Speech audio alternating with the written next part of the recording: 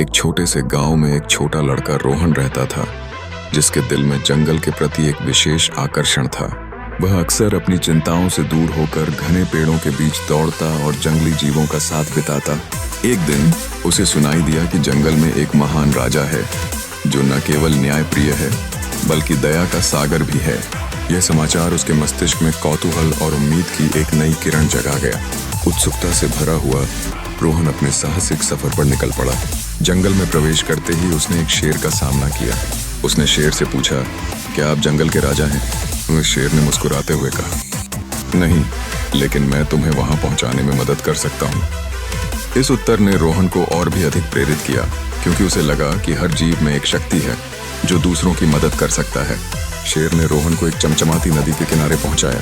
वहां एक मगरमच्छ बैठा था, जिसने उसे अपनी पीठ पर बिठाकर नदी पार कराई। रोहन ने कृतज्ञता से कहा, धन्यवाद, लेकिन मुझे यहाँ की कहानियां सुनने की इच्छा है। तब नदी पार करने के बाद वह एक विशाल पेड़ के नीचे पहुंचे, जहां एक बूढ़ा उल्लू विद्यमान था।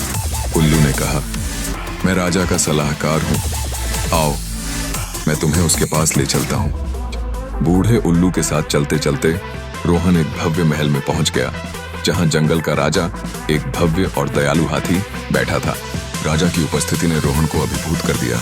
उसने राजा से कहा, मैं आपको देखने आया हूं और आपकी कहानी सुनना चाहता हूं। राजा ने मुस्कुराते हुए कहा, मेरा काम अपने जंगल के जीवों की रक्षा करना है और हमेशा उनके साथ रहना है।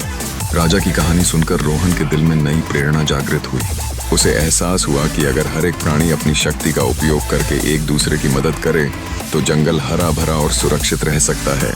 अंत में राजा ने रोहन को एक उपहार देते हुए कहा, तुम्हारे जैसे बच्चों की वजह से ही ये जंगल सुरक्षित और सुंदर रहते हैं। बड़े से सही के इस कथा से हमें यह सीखने को मिलता है कि जैसे जंगल का राजा अपनी प्रजा की रक्षा करता है, वैसे हमें भी अपने आसपास के लोगों और जीवों की मदद करनी चाहिए। आइए हम भी आज से न्यायप्रिय और दयालु बने और अपने आसपास के जीवों की रक्षा करने का वादा करें। यह हमारी जिम्मेदारी है कि हम सभी के लिए एक सुरक्षित और प्रेमपूर्ण समुदाय बनाएं।